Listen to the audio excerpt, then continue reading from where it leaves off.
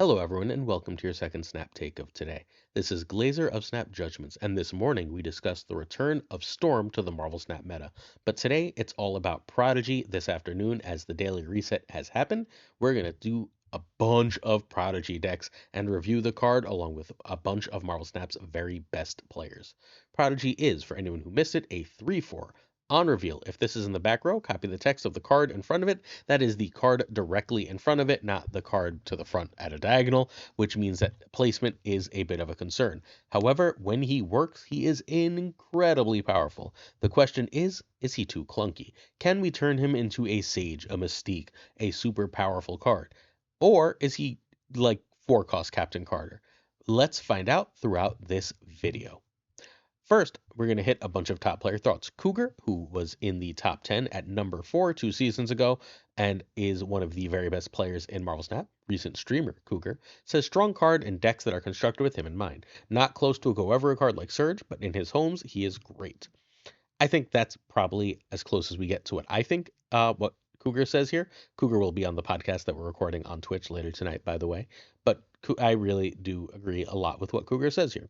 Meanwhile, Shang Enjoyer, another very good player, often in the finals of major tournaments, has won some major tournaments, says same as Moonstone, like do unfair stuff, but needs to be paired with cards like Sam Wilson for new and with new card releases, it's going to be better. Yeah, a card that I've been mentally comparing this a lot to is both Moonstone and Frega, cards that were good upon release, but as more things came out, went from like pretty good to great. I think that's sort of what we're looking for Prodigy here. Jimmy Dickens, another top player, writer for SnapFan, says, big fan. I think he's better than the people anticipated, oddly more fun too. I think is another case of just solid card, not broken, not ubiquitous like Surge, but very solid in the decks he'll end up in. Cool. Blue Tears, who won the most recent Snap Judgments League, our major tournament of hundreds of players, and is a regular top 100 player, says good in Surfer, but best home is ongoing. Cool, good to know. Burrs, who's in the top 10 almost every season. He actually took last season off, but outside of that, he's in the top 10 almost every season. Says incredibly good in ongoing shells. I wasn't expecting this. Overrated is AF for on reveals like Gwenpool, where Grandmaster does the same thing with a similar restriction and one less mana. Probably a card you should buy. Cool. And then, of course, our friend Toxic Soul King, regular top 100 player, wonderful streamer, says classic 12th card right now, has potential for the future like Moonstone, but the ceiling isn't that high. We're going to kick this video off. Our first deck is Tetatonix's Ongoing Shell, and this one's really good. This is sort of built after the old Eeka Ongoing Shell, but I didn't think this was going to work. It is very, very good. Cougar has a version that's similar to this that runs Magic, but Eeka put Legion in the meta, and Thanos is still everywhere, so I can't, I'm very nervous about running Magic right now. We're going to see Magic in a couple decks later, but I think this Tetatonix build is really, really great. It does basically all the power of the ongoing stuff with all the late game power spike that wins extra cubes. So Tetatonix created this list. He's a member of the Husky Discord and Husky Puppies community. If you don't know Husky Puppies 35, he's another top-notch Marvel Snap streamer. Tetatonix is an excellent player and deck builder. This deck needs Prodigy, Goliath, and Sam Wilson. Sage can be Wolfsbane. Esme can be Magic. Again, you're taking a risk. You're basically using Esme as an extra shot at Iron Man. A 3/4 Sage is incredible. Anti-Venom, 3/4 Moonstone, all that stuff is absolutely, absolutely wild. We're not going to do turn by turn for this video because we're going to cover just too many decks for that. We are instead going to just go through card by card. So Ant-Man is a 1/5. You're usually not making Ant-Man more than a 1/5 here, though. You can occasionally get extra value from Moonstone with Ant-Man or Prodigy with Ant-Man, but that's not the actual goal. The real reason it's here is just some good stats that buff Goliath. Goliath is buffed by almost everything in this list. It's not buffed by Sage, it's not buffed by Anti-Venom, it's not buffed by Esme. Everything else in the list buffs Goliath. He's usually a 2/7, 2/8 in this list, more if you end up hitting the right things with Prodigy and Esme, which is plenty of stats to play with. He's also a very, very good Prodigy target, as he really, really does buff up that lane when Prodigy hits that Goliath, because they will buff each other. Ravonna is not here for a million cards, but the 3 cards it's here for are all incredibly important. Getting a 2 or 1 cost Sage or Mystique or a 4 or 3 cost Iron Man are all very, very powerful and useful things to be doing. They give you that sort of late game power spike that lets you win a bunch of extra cubes. Sam Wilson, meanwhile, is 2 cards for Goliath and a 2/7 on his own. Sam is also a requirement for Prodigy decks for the most part. It's hard to recommend Prodigy if you don't have Sam Wilson, but very, very often these cards are going to go together because Sam Shield helps you get Prodigy in the right place. Mystique is here to copy Iron Man. You're not sad to copy Goliath. You're not sad to copy Moonstone. Um, but you're here largely to copy Iron Man. If you can copy Iron Man, double Iron Man is incredibly strong. And with Prodigy, you can often get triple Iron Man, which is just stupid sauce. Um, Sage is another big power spike. At the end of the game, you have very little power. Your power scales up big late, so Sage popping up in power is humongous.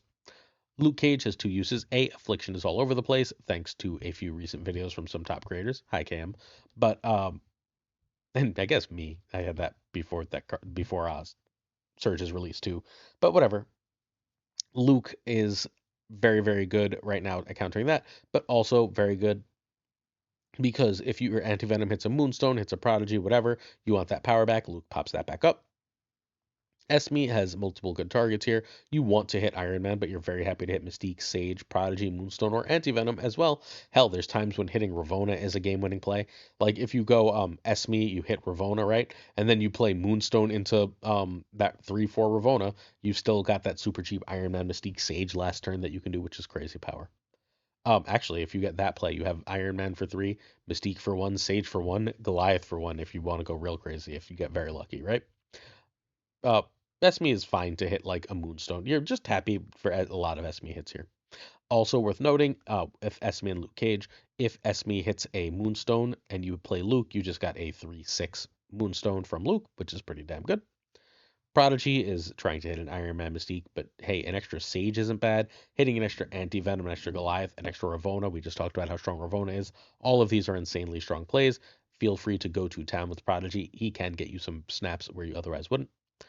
Moonstone works for almost everything in the deck, basically, except Iron Man himself and the Esme card, and obviously Anti-Venom, but what's Anti-Venom for Moonstone? Um, Hitting all these cards is incredible. Doubling up on Goliath is insane. Ravonna is insane. Ant-Man's fine, right? You're not super thrilled on Ant-Man. Luke does literally nothing. But outside of that, you should be very happy to have Moonstone here. Anti-Venom gives you another high roll. You basically got 3 high roll, like, oh my god, I hit the thing cards between Esme, Prodigy, and Anti-Venom. So if any of those 3 hit, you can basically win almost any game. Iron Man, Sage, and Mystique all have 0 power anyway. Goliath has 1. So, like, you don't even need to worry about Luke a fair amount of the time with that Anti-Venom. It works very well. Plus, that 7 power is really nice to double with the Iron Man Mystique stuff. And then, of course, Iron Man is the key card to the list. You can win without Iron Man, but he is one of the very best here. In addition to that ongoing list, we also have Roram's at moon-liath. We actually covered this in great detail yesterday, and it was our article on Marvel Snap Zone where we write a deck of the day article almost every day. So we're not going to go into like any crazy detail for this one, but this is another very, very powerful list. This one sort of forgoes a little bit of the pure ongoing synergy with Iron Man stuff, instead saying if I've got a Moon Girl Victoria Hand synergy or a Captain Carter synergy, I should be able to get that extra power off and win the game. This one is a little more expensive. You can find the creator of it at twitch.tv/RoramPlays. He's also on Twitter, but who cares? He's on twitch.tv/RoramPlays. Do go check him out. He's amazing. Victoria and Surge can be Sage and Zabu, but you do need Moonstone, Surge, Sam, Goliath, and Carter. Again, you've got 2 fundamental strategies here. You can win through doing Captain Carter stuff. Captain Carter, let's just say, for argument's sake, Captain Carter, Prodigy in one lane, and then Captain America Moonstone in another lane. Your opponent is going to have trouble beating that. You can also spike major power by getting like a double Quinjet, whether through Prodigy or Moonstone, then playing Moon Girl and playing a bunch of cheap, double cheap stuff, -2 cost stuff, along with Victoria Hand to buff all that -2 cost stuff by 2 power, and that's incredibly strong too. Again, if you want a full breakdown, check yesterday's video. We only had one video yesterday. Only one video yesterday. Like, that's not normal for most people, but that video does feature this as the key deck. Props to Roram. Before we get to our next deck, and we've got so many more decks to get to, please hit that sub, like, and comment as we bring you more Marvel Snap videos than anyone with more great decks than anyone. If you want the most and best Marvel Snap content, please do hit that sub, hit that like, and leave a comment. It would mean the absolute world for your support in this as we try to hit 25,000 subs in 2025. We'll also be giving away an Esme Cuckoo this week. Every video has a question in it. As long as you sub, like, and answer that question, you're entered to an Esme Cuckoo. We give away 1 a week for the rest of the season, then 5 of the next season pass card at the start of the next season. And next, a set of top player thoughts from Prodigy. Eeka, one of the most brilliant deck builders in the game, often top 100 player, says probably better than we think right now. More of a rogue in terms of opportunity plays than a Mystique. And this means two different things. Fundamentally, Rogue is at least has some power, right? Like when Rogue is dead, like whatever, you'll just drop it for a power. Mystique is just like it does nothing if it doesn't work. But Mystique is like this big power spike win, where Rogue is like more of a big surprise card. So it has all those things in common with Rogue, not Mystique. Honifer, multiple time top 10 player, number 11 last season, says seems pretty decent in already good decks like Surfer with Captain Carter or Galactus stuff. People need to stop playing Tribunal though. LOL. Other people will like Tribunal, but yeah, it's definitely great in Surfer. It is a 3, but like I think we all slept on exactly how good this was going to be in Surfer because the answer is very. Jocko, top 10 basically every season, Italian player. So far I'm really enjoying it, especially in decks where positioning is controllable with cards like Sam Wilson. It feels really solid. Scream Connoisseur, another multiple time top 10 player who plays largely Scream, says love it. Way better than anticipated and can surprisingly fit many decks. Copying Screen, Rocking Groot, or even Batrock felt great. Guess what deck Scream Connoisseur played it in? We'll take a look at that deck in a minute. Heart of the Cards, meanwhile, who only plays Surfer, is another top 10 player, number 8 each of the last 2 seasons, says Prodigy is kind of cracked. He's basically a fancy sage that isn't generic who plays for like anywhere between a 310 and 320. I'm in love and can't wait for more deck builders to crack him elsewhere. Yep, that. And then CHE says much better than the data mine randomly copy card in front of this version. However, too much work to make useful in a tier 1 deck. Eeka's Scream list is everywhere. I watched multiple people get scammed out by this list as they did not play around the Legion that is suddenly in Scream decks. But this is a Scream deck that runs Prodigy because Prodigy just has way too many good targets in it. It has all the early Batrock, Sam, Craven power. It has all the power of Scream as a 4 scaler, and then it's just got a Prodigy as an extra jerky thing to do. You can find the creator of this list at twitch.tv/Eeka_MTS. Eeka is one of the best players and deck builders in Marvel Snap and a great person. Go check him out. This deck needs Batrock, Scream, and Sam. Those 3 are your non-negotiable cards. Rocket Groot and Prodigy can be Juggernaut, Red Guardian, Stagron, and Cannonball or Legion can be Arrow. Batrock gives you a package here with Sam and Craven that can just scale up to a ton of power. Sam is a 2/7. Craven is generally about a 2/7, but if you have Batrock, now all of a sudden you've got like an extra 1/8 on top of that, and your Craven is more likely to get up to like a 2/11, 2/12, and you just have in-game power from these early plays. Scream, meanwhile, is a +4 scaler. She doesn't have a million cards she works with in this deck, but she only needs to like 2 triggers to be a 2/9. So Spider-Man, Polaris, and Cannonball are all plenty for the card Scream. Spider-Man is again an enabler for Scream. It also makes your miles cheaper and can hit Craven or move your Batrock as needed. Rocket Groot is very powerful. It helps you control where your opponents plays, and all Scream decks have like a mini clog package. As like your opponent wants to play on Craven, so they don't get their cards pulled on Craven, right? You can Polaris things in and out of lanes to really mess with them. Same thing for Spider-Man. So Rocket Groot controlling where things play is very strong. Plus, moving it enables Miles or moves Batrock. We'll come back to Prodigy. Polaris helps clog, makes Miles cheaper, buffs Craven. Enchantress, you have enough stuff to gain enough power that you don't usually end up falling completely apart to things that you need to Shang. So because you can get enough power to compete with Shang lanes, you run Enchantress because Iron Man is everywhere. Um, Miles is a 1/6, and we like those. Legion helps scam out locations. There's especially a way more magic than you would think right now, and way more positive locations for things like Thanos than you would think right now. Having Legion as an answer to that kind of crap is very, very strong. And Cannonball says, if I've got one lane clogged, I win the game. So what's Prodigy for? Well, Prodigy can copy a million things. Largely, we're trying to copy Batrock, Rocket, and Groot. We're reasonably happy to copy a Scream. Obviously, 2 Screams are incredible. If they're in one lane, that lane feels like it's basically one. If you didn't see a second mover and you've got a Scream out, you can sometimes hit that Polaris or that Spider-Man with Prodigy, giving you an extra move as necessary in a pinch. And if you decided to Cannonball on turn 5, how about a second Cannonball on turn 6? That sound good for you? That sounds pretty good for me sometimes, especially when it only costs 3, and it lets me do other things as well. That's the use of having the Captain America Batrock, by the way. Next up, we've got Heart of the Cards, Heart as a Prodigy. This is another one we covered in yesterday's video. Cam also ended up covering this in yesterday afternoon's video. So this is double covered. He took out US Agent and put in Surge. So great. If you want to try it with Surge, have fun. This Heart still prefers US Agent, and I'm going to stick with Heart for this one. Heart's the one who is rank 8 with Surfer the past 2 seasons. But, like, look, Surge and Prodigy is a very, very strong combo. -2 to the next card you play, +2 to the next card you play that you can repeat is, I don't know, twice as good as -1 and +1 for the next card you play.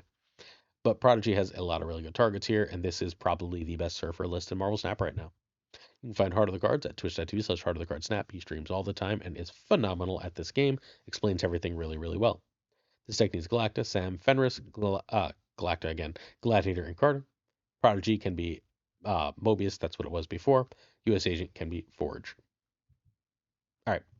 So Fenris Wolf feels like a weird ad here. What Fenris Wolf ultimately adds is with Negasonic, Killmonger, and Galacta, you're basically getting almost always at least a 2/6 out of that. That's pretty good stats, and sometimes you get a game-winning play. So like a downside of a 2/6 with upside of, oh my god, I just won this game is usually worth running, and thus Fenris in the list. Sam Wilson not only helps your Captain Carter and Prodigy be in the right location, it's a 2/7 in and of itself, which is very nice. US Agent helps is sort of like your Shang-Chi for Surfer decks at this point, but also works really well with Gladiator because if your opponent's big card is pulled by Gladiator, US Agent will allow it to be eaten even if it's anything under 11 power. So that's really great. Brood is one of your two big power spikes along with Captain Carter. Hitting either of them with Galactus/Surfer and being able to do stuff in their locations is insane and game winning. Killmonger is here largely because Thanos is all over the meta, but like Batrock and demons and things are just really good hits. Negasonic is incredible. People don't play around it nearly enough, and sometimes they just don't have a real choice, and it blows stuff up. You got to see Negasonic in the Surfer list from this morning if you didn't watch this morning's video. Negasonic is having a renaissance. It is the day of the Negasonic finally. Makari is free power, free 3 to 6 powers, just something you're happy to have. Makari also often really helps Prodigy. Like Makari will throw herself into a Galactolane, and then you're like, oh, I could just casually Prodigy there. From there, we end up with Gladiator, who's just really good stats while also enabling the Fenris Wolf. Galacta is again your big power spike along with Surfer, and then Prodigy. Prodigy has a lot of cards that can copy here. Your ideal target is Captain Carter. When Sam's shield is there, and then you can move the shield, and now Prodigy's in the front, and you have +6 to the back row cards, and then that +6 becomes plus 4 more, plus 10, right? To both back row cards if you Surfer. That's pretty damn nice. Uh, if you have to Killmonger early, being able to surprise Killmonger again later, surprise Negasonic again is really, really strong. Doubling US Agent and utterly wrecking an opponent lane that they thought was untouchable is very, very powerful. You don't really want to hit Gladiator. You don't want to hit Brood, right? Obviously, you can hit Galacta. Once in a while, you'll end up hitting Surfer. Not always, but like, hey, if you hit a Surfer, you're not sad at all. Like, all these kind of things are very, very powerful plays that can win you a lot of games of Marvel Snap. And Prodigy is like just, I think, a natural here. If Heart says Prodigy goes in Surfer, then Prodigy probably goes in Surfer. So here we are. Hey, Marvel Snap's first ever official tournament is happening Saturday, May 24th. Make sure you check it out at 12 p.m. Eastern. It is a 1-day commitment. Player applications are on the official Marvel Snap Discord. We've got a pinned comment with that link for you if you're interested in joining. I know that this tournament's going to be run well because it's being run by the runners of the Snap Judgments League, Gunny T and Models. So if you're interested in checking it out, you can guarantee it'll be a good show. It's also going to be casted by Super Tech God, Guest, and KM Best if you want to watch it on the Marvel Snap Twitch. So make sure you do check all those things out. I think you'll really, really enjoy it. The Golden Gauntlet, May 24th. Again, check the pinned comment if you'd like to play. In addition, I'll be streaming in about, 5 hours from this going live, 5.5 hours from this going live. I'll be streaming at 8:30 p.m. Eastern, the recording of the Snap Judgments podcast with Roram and Cougar, two great Marvel Snap players. Come check it out. Our season pass question is rank the 3 cards of the season, Surge, Prodigy, and Esme, best to worst, and why. Cool. All right, our next set of top player thoughts for Prodigy. Zenade, previously finished number 11, says, fun card, seems really good in Surfer. I tried it with Scream, it was fun but not optimal. I think I'm going to assume it goes with Scream. Like some people are going to be like, this doesn't go with Scream. Some people are going to be like, I don't know if this goes with Surfer. My basic go-to here is Heart of the Cards plays more Surfer than anyone and is the best Surfer player, and he says it goes in Surfer, so I think it goes in Surfer. Scream Connoisseur, who plays more Scream than anyone, more varieties of Scream than anyone, says this goes in Scream. I'm going to go with this goes in Scream. I'm going to go with the expert in these situations. it enables Tribunal a lot better as well. Will be interesting as more cards are released. Huh, I guess we should look at a Tribunal then. Tucker says he's pretty good and a nice surprise card, not a card that needs to be played on curve, which is what I've seen too many people say. Tucker is a brilliant player, brilliant streamer, does some of the best new card Marvel Snap content around.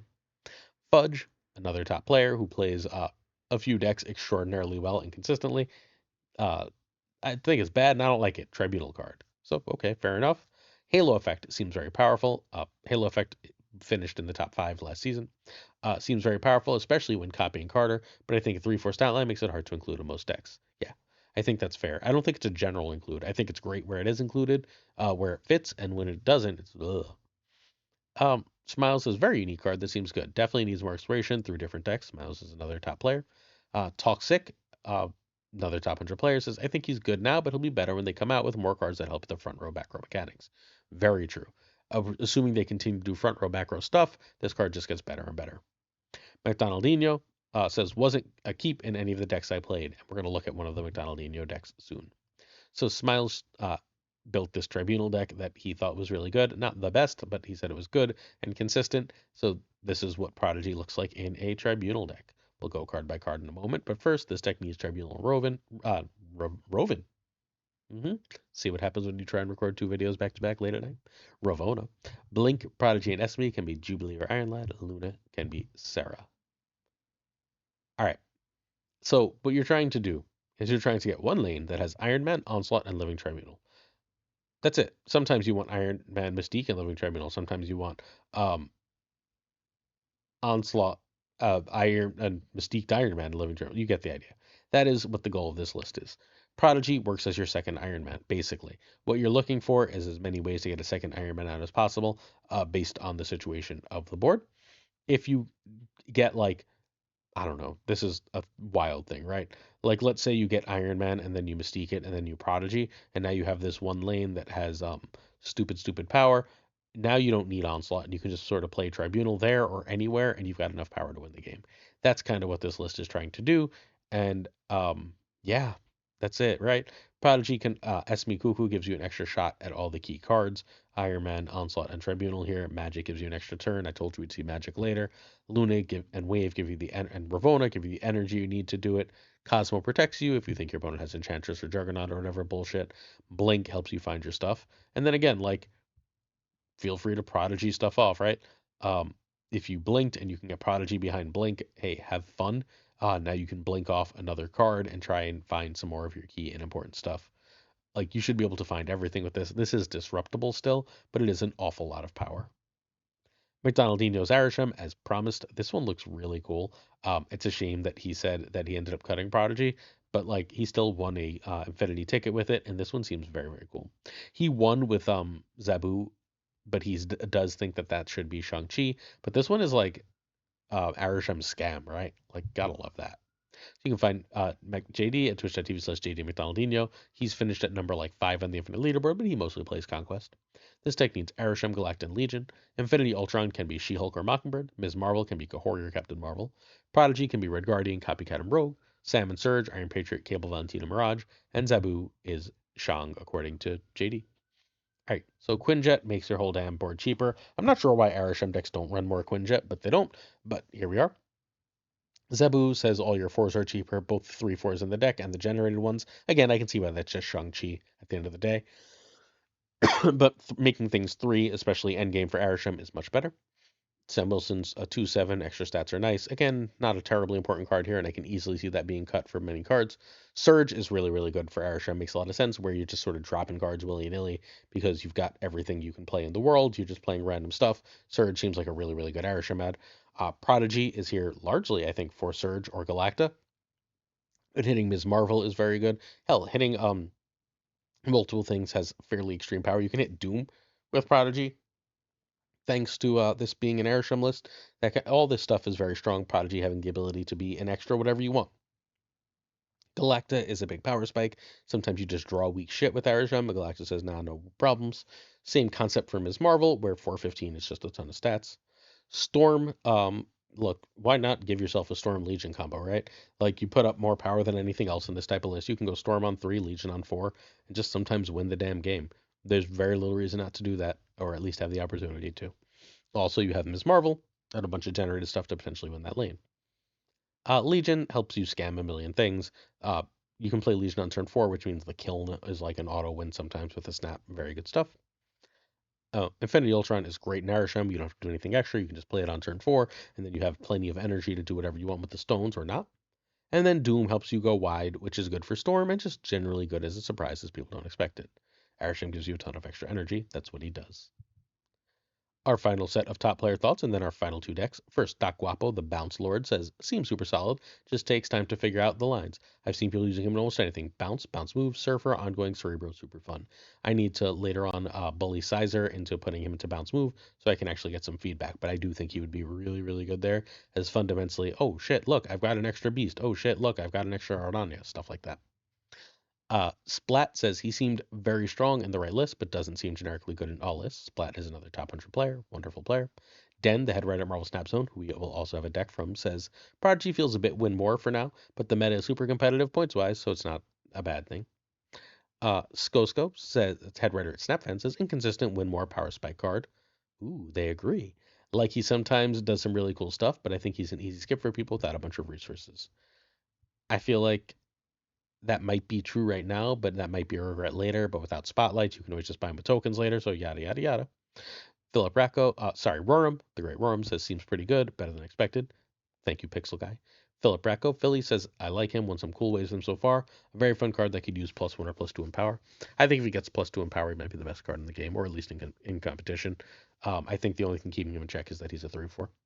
Dragono, another great player, top tournament player, says lots of things to try. Seems like it might be an exciting one that's actually good. And Abra, another general top 100 players, this Prodigy felt like an unnecessary card in the deck every time I've tried. Every time I've tried him in, he could be useful in some cases, but this positioning requirement makes him hard and weird to play sometimes. Yep, positioning is definitely a new angle to Marvel Snap, and I think once we get enough, like a critical mass of them, I think they're all going to be really, really good. But it's going to be a while before we get there.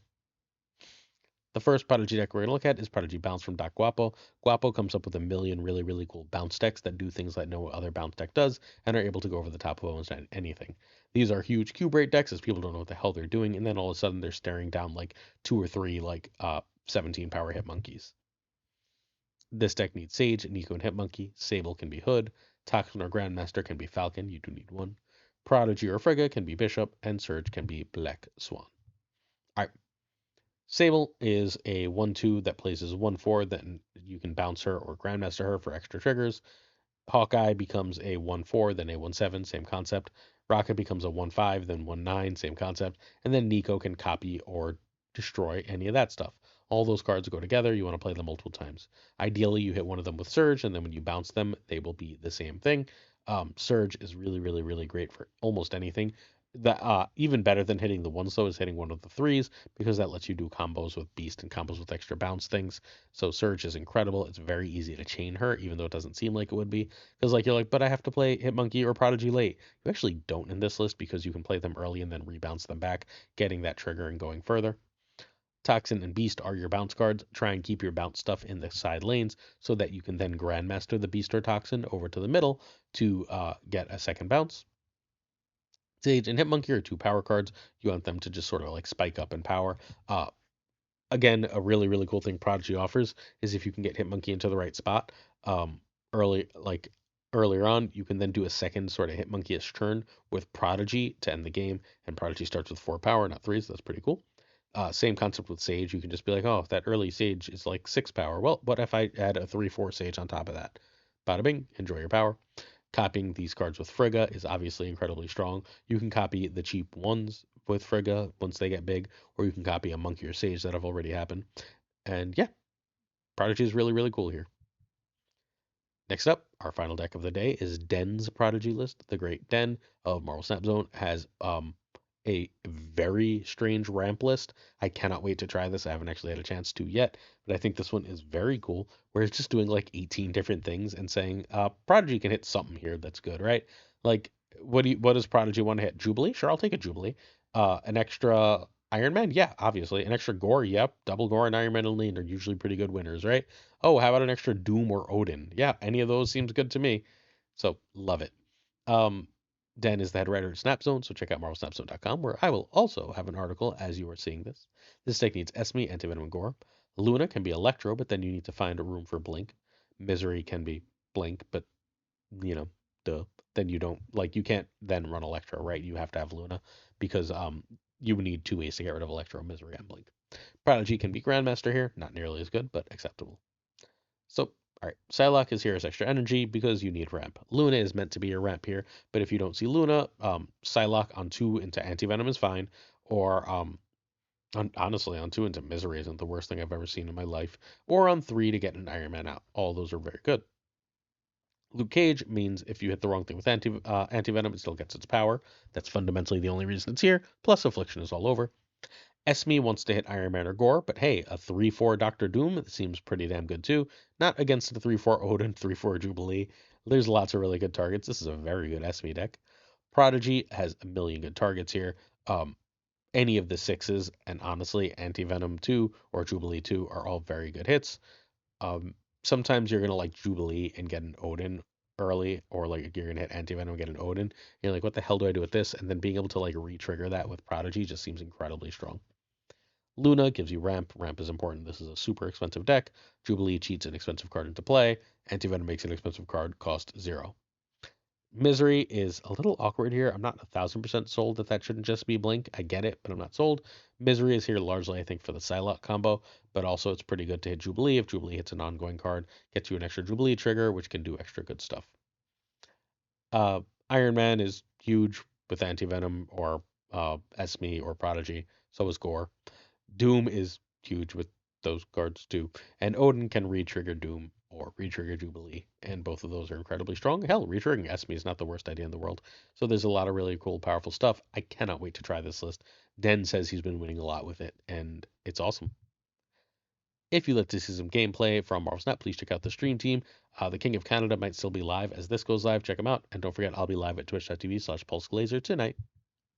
So to support on our Patreon, come with on-air thanks. We're going to go relatively quickly, my lovely Patreon friends, because it is now very late. Thank you to Bricks2Click, Abigail Gislin, Manager Bernard, Irregardless, LAB, Inc., I'm Frostman, Holton, Evidente, Thinking Poker, Prime Ryan, Ryan Burke, Ryan Wood, Kent, Ren Wrench, Caretixley, Koiri, Kazushi, Archangel 3K, Black Dahlia, Profrost, The Goat Seeker, Code, Hollowed, Only Fox Synth, Fat Dick, Absolute Shannon, Nightmare, Dirty Casual, Mr. Kerfuffle, Cables, Ginger Prime, Philip Brakovich, Haplo, Kenny Loggins of The Danger Zone, The Biz of Black Jeepus 23, Extra C and Skippy G, Jessica Campbell, Mr. Slush Death, The King of Bros, Bro, The Great Kazoo, Werewolf, Kepsi Hoda, Luna, Ludacris, Clam, Colonel Forbin, Rob Silverman, Emma Holland, David G. Wingfield, Stephen, Brian Kaufman, Tristan H. Martin, Jason B., Mr. Craig Sterry, Matt V., Corey, Corbin, John Q, and Jimmy McHugh, Yes Stout, A Sage, One Big Bad, Movement for Reels, Cactus Jack, Reapster, BG, Quid Pro Joe, Snap This Is Joe, DeCarlo, Models Mod Supreme, Bickety Boom Bot, Green Goblin, Unibot. If you're seeing this now and you didn't see this morning, message me your freaking new YouTube, please. Flan56, The Fuzzy Lump, Spectrumix, Hoot, Acu, Ocularis, Matt H, DJ Mike Hatchings, Don't Freaking Flex, Nikki, The Greeky, The Geeky, Toxic Soul King, Zodrex, The King of Canada, Den Man Falcon, Fathor Newman, Jonesy, Two Ties, The Great Lord Evans, The Pirate King Tucker, of course, Gunny T, where the T stands for. See you tomorrow. Much love to everybody, and I'll see you soon for more videos, and then the podcast, and then, all the stuff. Peace.